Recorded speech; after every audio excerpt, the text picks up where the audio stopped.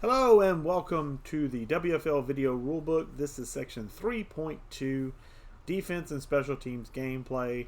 Links to previous sections and future sections of the rulebook will be provided in the description down below. I am Winuvas, one of the leadership team here at the WFL, and I'm here to talk today again about section 3.2 of our rulebook, which is all about defense and special teams gameplay. Let's just jump right into it. And as always, whenever we talk about these rule books, you'll see at the top of every section, you'll see our logo, which is really cool. But the more important part, I feel, is the motto there. It's not about the W or the L. It is about the WFL. We are all about community here in the WFL. If you care more about wins and losses than you do about interacting with folks and being a positive influence in the community, you will not have a long time in the WFL. So that being said, we'll scroll down. And just like in the offensive game plan section of the rulebook, if you looked at that earlier, or if you're going to be looking at that, you'll see this part again. Ignorance is no defense. If you don't know, you don't care. Essentially, the acceptable excuse is not, I didn't know, whenever a rules violation occurs. Essentially, I don't expect you to have every rule memorized, but I also don't want to hear whenever you are confronted with a gameplay violation, I don't want to hear the words, I didn't know that was a gameplay violation, because it's all here and it's all available for you to read and look at. We do have, as WFL leadership, final say over anything that's a gameplay issue, and we supersede anything in the rule book. So if there's something that Madden throws at us that's kind of wonky, we will usually announce a temporary change, hopefully a temporary change. We haven't had much that gone away from temporary to permanent since we've been doing this, but do be aware that we do make announcements in rare occasions when Madden kind of throws us a curveball where we kind of change up the rules, and be aware that those are just as hardcore and steadfast as the rules that are written down here in this rule book. So once again, I didn't know is not a valid excuse. We communicate regularly on Discord. You can cycle back with those announcements. Even as a new member, you can look back at previous announcements, or you can just ask the chat if there's any questions you may have about new rules that have been added since you've come into play. So if we say there's an issue out there, then there's an issue out there. WFL is a no-switch league, and once again, I'm going to go into small details on this because I did break it down pretty well in our league settings rulebook video. We are a no-switch league, but that is not a constant no-switch. In other words, that's not a perma no-switch. Some leagues do, where once you select a player and wants to play snaps, you are that player for the entirety of the play. We are not that league. The only time we don't allow switching is when a pass is in the air. So if a pass is in the process of being completed or intercepted or incomplete, no switching allowed, and that is on offense and on defense.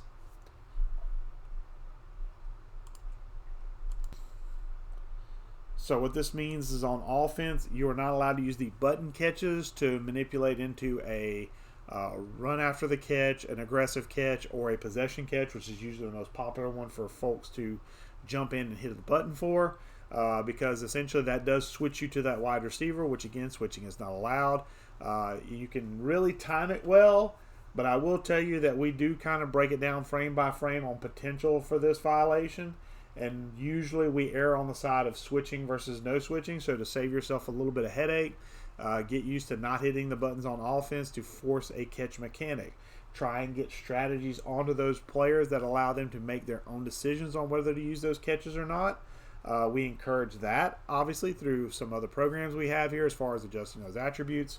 But do not do it yourself. That will be a gameplay violation on offense. Defense, obviously, if you are using the safety or cornerback that is involved in the play, obviously you can go make a play. You're already there as the user. But if you are not there as the user, you are not allowed to switch to a safety or a cornerback over in that direction to attempt to make a play. That is a rules violation, and you will be punished for it. On run plays, however, switching is allowed. Feel free to switch to any player to gate the edge off the gap, to maybe hit a gap a little faster, or circumvent where a player is going and change their direction at the last moment. You can do all those things on run plays, but if the pass is in the air, you must wait until the process of the pass is completed. Whether it's a completed pass, whether it's an incomplete pass, obviously that ends the play, or it's an interception. Once that happens, you can then switch to players to make a play on the ball or make a play on the ball carrier. On defense, the 70-30 rule is a little bit different. A 70-30 rule is zone man mix on defense. You can be no more than 70% zone in an entire game. You can be no more than 70% man in an entire game. You can mix it up. Obviously, you're going to have to mix it up a little bit. You're going to have at least some semblance of man coverage. Or if you're a man-heavy guy, you're going to have some semblance of zone coverage in your schemes. But be aware that anytime we can count it up and we count more than 70% of your plays, and that essentially means out of 10 plays, 7 of them can be zone or man at most. The other 3 have to be the opposite thing you've been calling. So if you are a zone-heavy guy, you can still be a zone-heavy guy, but just be aware that you do have to mix some man coverage in to be legal, and vice versa. If you are a man coverage type player and you like playing man coverage, cover 1, cover 2 man, cover 0, be aware that you will have to mix and sprinkle in some zone coverages to be compliant with our 70-30 rule. I believe of all the rules we have, this is the toughest one for guys to kind of get into the mix on. So that's why I'm spending a little bit more time on it than other rules I've had throughout this series, because this is the one that I constantly see new guys and even some veterans breaking on occasion, or at the first time they come into the league. They're used to calling all zone or all man because they're playing through the meta, they're playing through the Mad mechanics, and that's something we try to break here in the WFL. You can still be zone heavy, you can still be man heavy, but you do have to sprinkle in those other concepts to be legal here in the WFL. If you are streaming, you must show the play art for 1 full second using the L2 button, and this is simple. This is for reasoning, so that way when we have previous play art on, so therefore if something happens, we can look at what play was called, and that's how we log our plays. But on turnovers, that information is not available to us. They took that away a couple of Maddens ago for some inexcusable reason. So on turnovers, we do not have the ability to know what defense or offensive play was called. So on the defensive side of the ball, we ask that you use that play art. If you're streaming, show the play art for 1 full second, so that way if a turnover occurs on that play, we know what play was going on, so that way we can log it properly and make sure you don't get accused of some type of violation of the 70-30 rule or our excessive rules, which I'll go over in just a little bit. Matchup defense rule. This is a little bit of a change for those of you that are veterans to WFL. We did change this over the break between Madden 23 and Madden 24, which we'll be moving into here as of recording, a little bit over a month. Defense must come out with no more than 1 extra defensive back than the number of wide receivers on the play. You must have the same number of cornerbacks on the field as wide receivers. This means that if there are 2 wide receivers on the field, you can come out in a normal set, which is a 3-4 or a 4-3, or could be a 46, it could be a 52, it could be a 4-4. As long as there are 2 cornerbacks represented on the field, you can match up in that setup. Okay, nickel is 1 extra defensive back. You got 3 corners on the field, 2 safeties, and then your standard 6-man front. And then you can come out in big nickel, which technically is a 3rd safety instead of a corner, but they're playing in that slot corner position, so that counts as a 3rd cornerback. Okay, so big nickel, nickel, and normal all count for 2 wide receiver sets. If the team comes out in 3 wide receivers, you can come out in nickel, you can come out in a big nickel, you can come out in dime. You cannot come out in a base formation. We have found that there are issues with certain plays and formations that cause AI manipulation issues. So we have changed the rules around this. If you're used to our old rules, we have changed the rules around this. We used to allow you to come out in a base formation against 3 wide receivers. We no longer do that for most of the field because of AI manipulation issues with certain plays and how they interact with the offensive line and how they interact with blocking schemes. If there are 4+ wide receivers on the field, you can come out in anything but actually you can come out in dime or dollar. That actually is a little bit all dime or dollar set only, because you cannot come out in nickel because that would represent 3 corners. You have to have 4 corners on the field or at least attempt to match up as much as possible with the wide receivers that are on the field. Now, there are two exceptions to this rule, one of which stayed, one of which has been added. One exception, under 2 minutes in either half, can ignore this rule. So if you feel like you want to match up and you want to go one cornerback less, or you want to go base set against 4 wide receivers for whatever reason, you can do so under 2 minutes in either half. Also in goal to go situations, this is specifically where the down and distance is goal to go for the touchdown, you can also ignore this rule. So if your opponent is lining up in 3 and 4 wide receiver sets, if you choose to, or you think they're going to run the ball there when they're inside that 10-yard line, you can choose to come out in a base set or a smaller set with less cornerbacks on the field in order to match up and defend the run better. Obviously, you're going to give up something as the pass. That's the strategic aspect of this particular additional rule. But just know that in goal-to-go situations, you can ignore the matchup rule and come out with less cornerbacks than wide receivers on the field if you choose to. But obviously, there's a risk-reward aspect to this, and that's what we're trying to interact with the strategic aspect of it. The following things will not be used more than twice per play, and this is something that mirrors the offensive side, but I don't see as many people using it.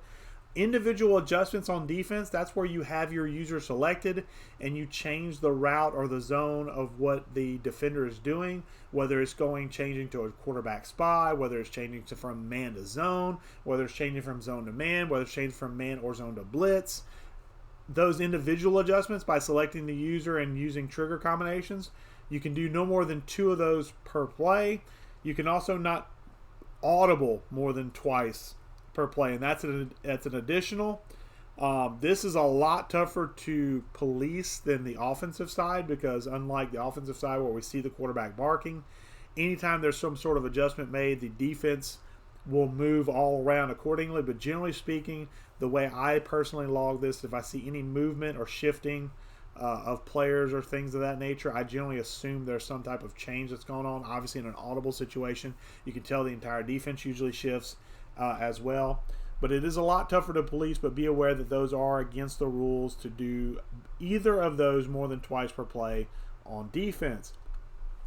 Excessive concepts. This is the other rule that is really, really hard for new guys to wrap their heads around, and even some veterans. No more than 25% of plays called per game of one type of defensive concept. That's the part that's really tough for guys to wrap their heads around.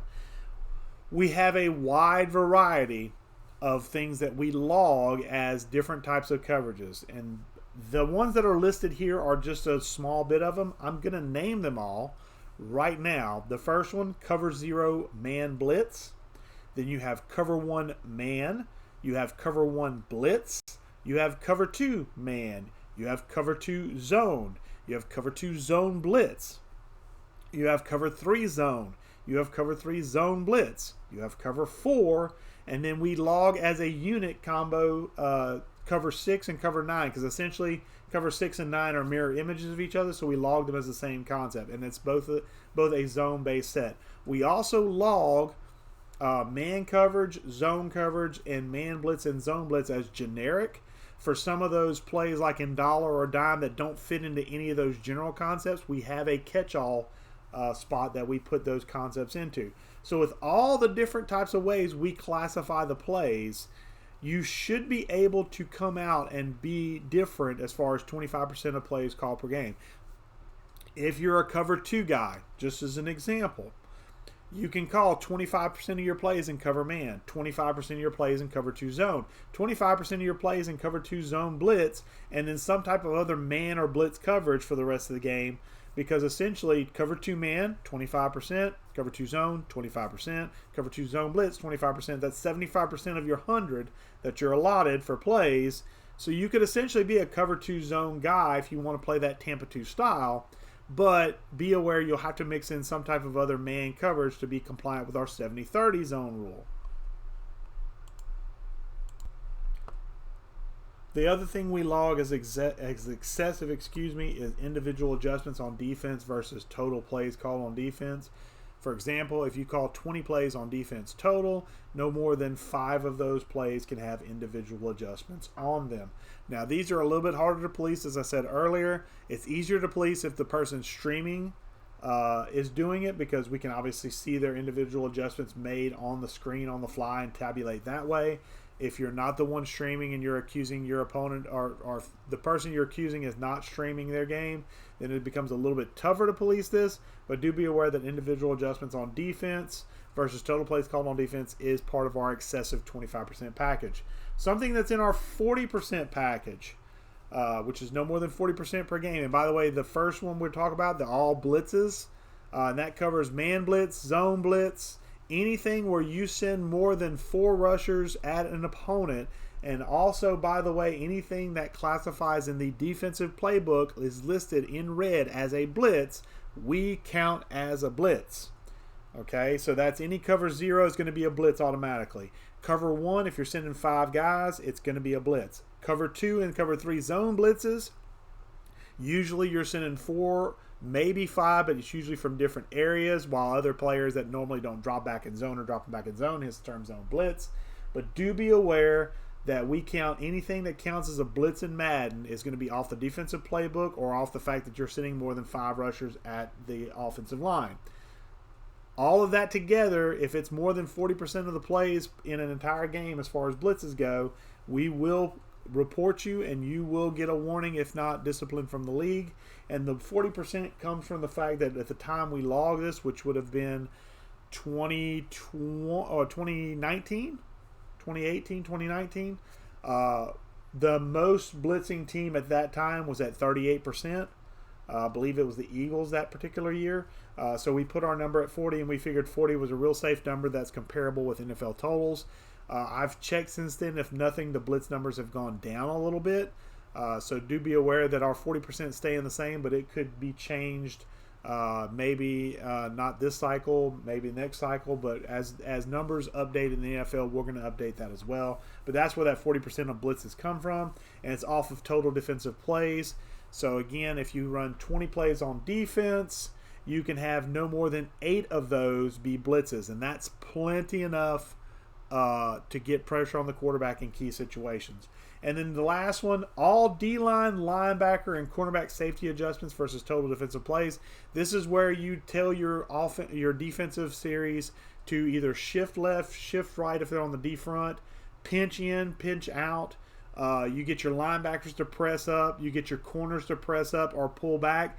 Anything where an entire group of defenders moves in unison, either closer to the line of scrimmage, away from the line of scrimmage, or spreads out or tightens up, that's counted as a shift, and that's what we're talking about when we talk about this 40% per game. We tabulate anytime we see any sort of shift of the defensive line. We count it, compare it to the total number of plays called in that game defensively, and if it's over 40%, you will get at least a warning from the league office and get reported to the WFL Players Association. Hit stick rules.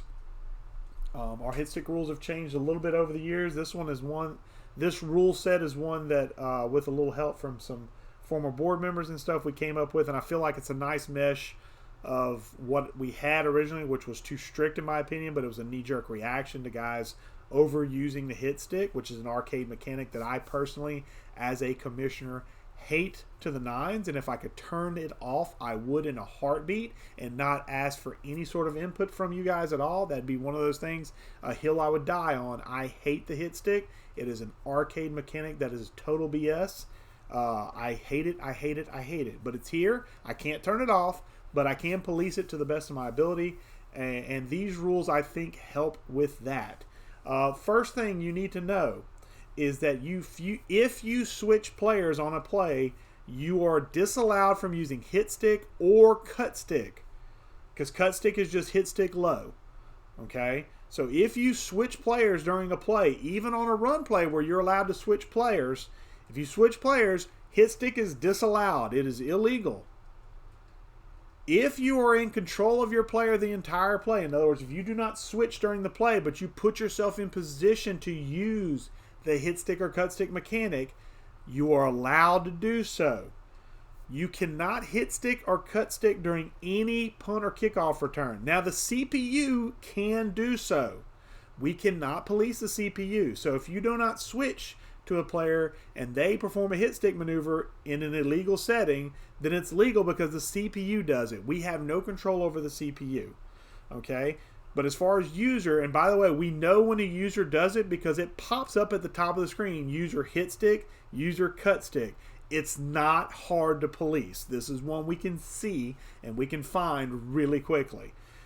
User cannot hit stick or cut stick during any part of the process of a catch. In other words, if the receiver is in the process of receiving the ball, even if you're in a position to make a play, even if you were in control of the player the entire play, you're not allowed to hit stick them until they essentially make a football move upfield and have received the ball. And the reason for that's real simple. We had one user who is no longer with us, but has helped us make this rule what it is, that would consistently, as soon as the ball was caught, would be around the area and would essentially hit stick and cause fumbles. And that's the reason we had our more harsh hit stick rules in play until we came up with these, which I think are more relaxed, but still within acceptable parameters. Okay, so all of these things must be in play. Be aware, if you switch it all during a play, hit stick is out the window. You must use standard tackling techniques. Even cut stick you cannot use. Okay, I'm a little more lenient on cut stick than I am on hit stick.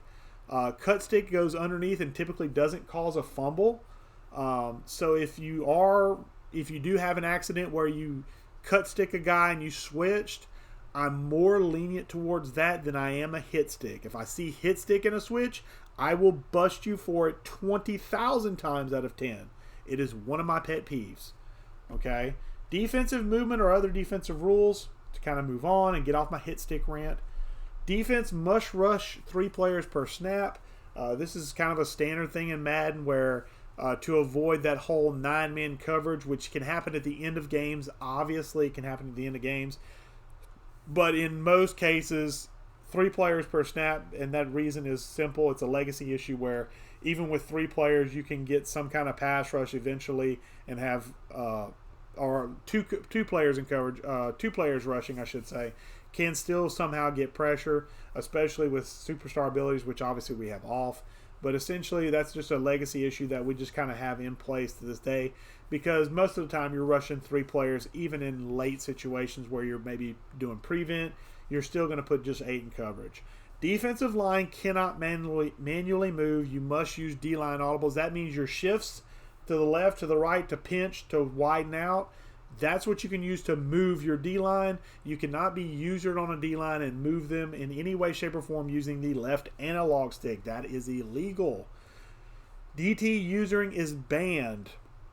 And the reason for that is due to the fact that with the pass rush moves the way they are, DT is the easiest place to user and get pressure on the quarterback consistently to the point where it's nearly comical, especially with middling to lower tier defensive tackles. Being able to get instant pressure on the quarterback, especially from the interior. It's okay if it's elite level skill players, like, say, just an example off the top of my head, like an Aaron Donald type, or somebody in that same, maybe a tier or 2 below that, but in that upper echelon of interior pass rushers. But there's not a lot of those in the NFL nowadays. It's mostly edge rushers. So to make a guy that's a middling pass rusher at best a beast in the middle, just using user skills is something we frown upon.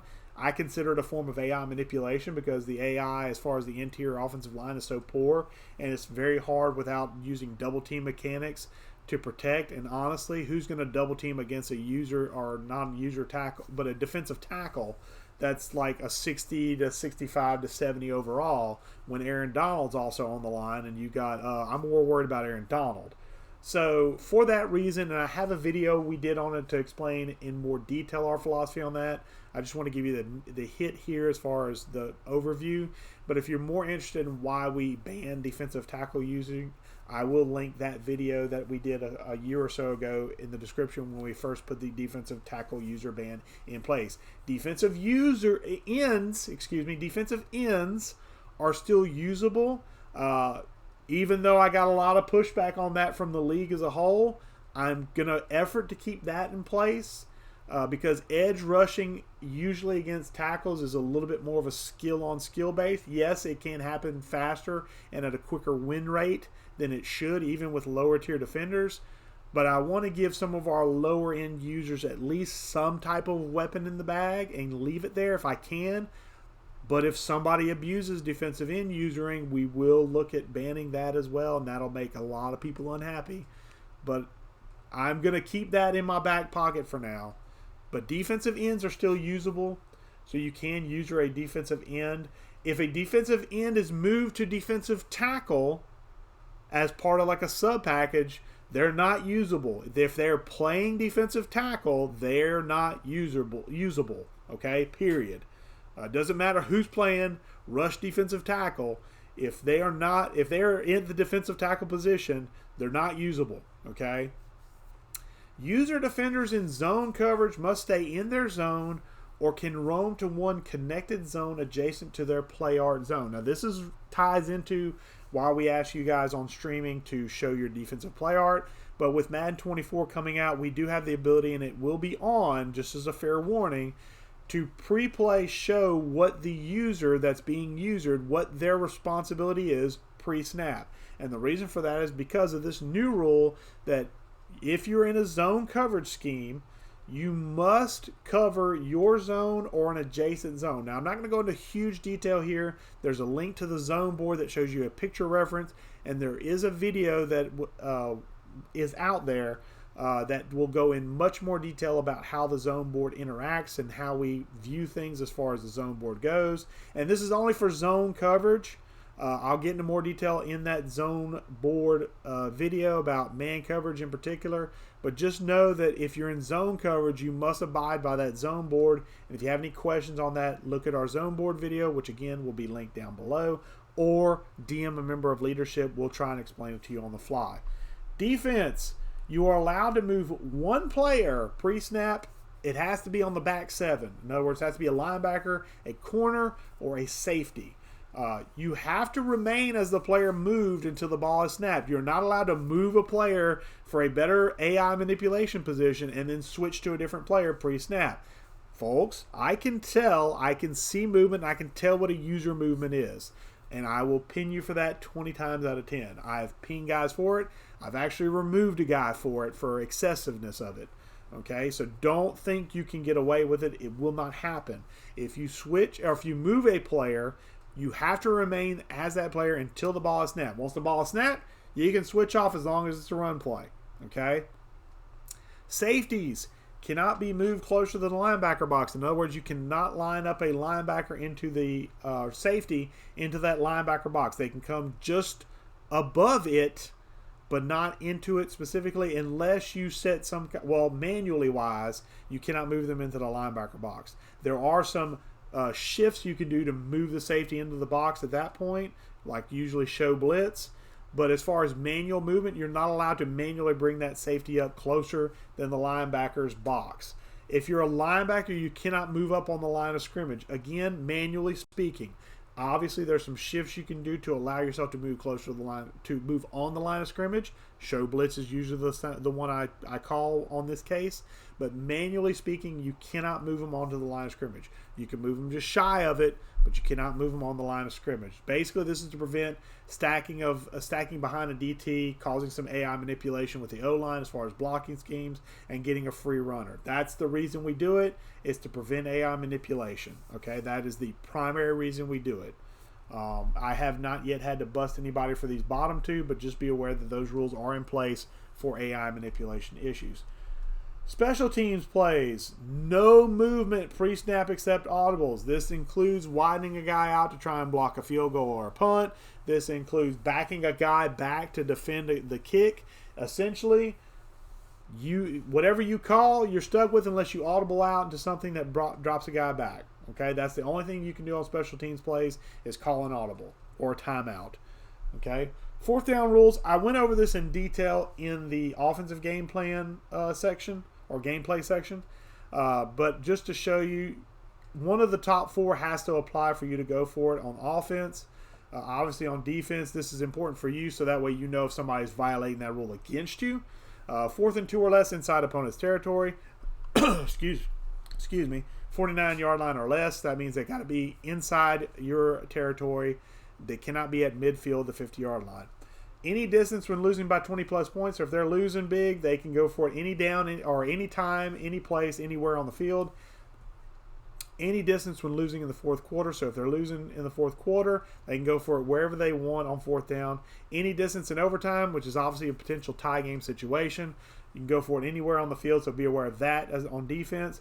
And be aware that a fake punt or field goal can only be performed in those 4 situations listed above. So if somebody does a fake field goal on 4th and 5, that's illegal. Okay? Unless they're losing by 20-plus points or losing in the fourth quarter, they can't do those types of things. Onside and squib kicks. This is important for you to be aware of. Onside kicks can only be performed by a losing team in the fourth quarter. It's in the special teams category because it is a special teams play. Squib kick can only be performed with under 2 minutes to go in either half. This is to prevent AI manipulation by just kicking it up to an up back that has less carry, and then basically hit sticking, which is illegal anyway. But having the CPU hit stick cause a fumble and get the ball right back. That's basically, it's AI manipulation prevention. Okay.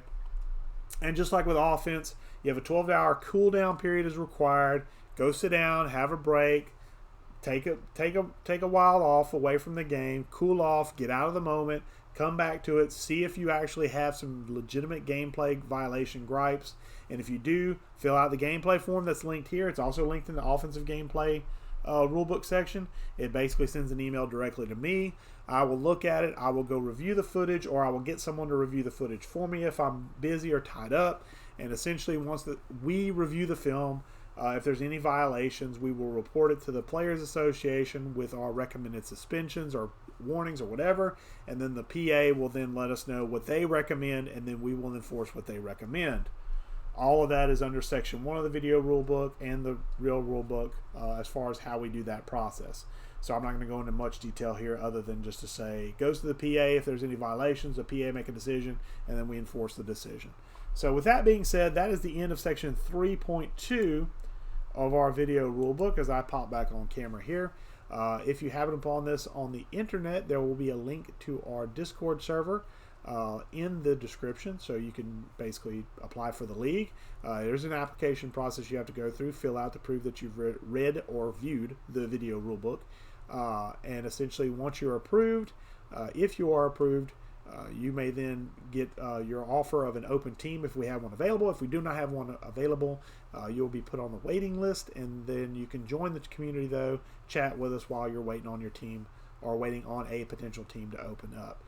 With that being said, I am Winuvas, one of the leadership team here in the WFL. This has been Section 3.2, Defense and Special Teams Gameplay Rules of the WFL Video Rulebook. I appreciate your time here today, whether you happen to cross this over the internet or whether you pulling from the WFL. We appreciate any and all views, any and all support. Thank you for your time. Guys, have a good one.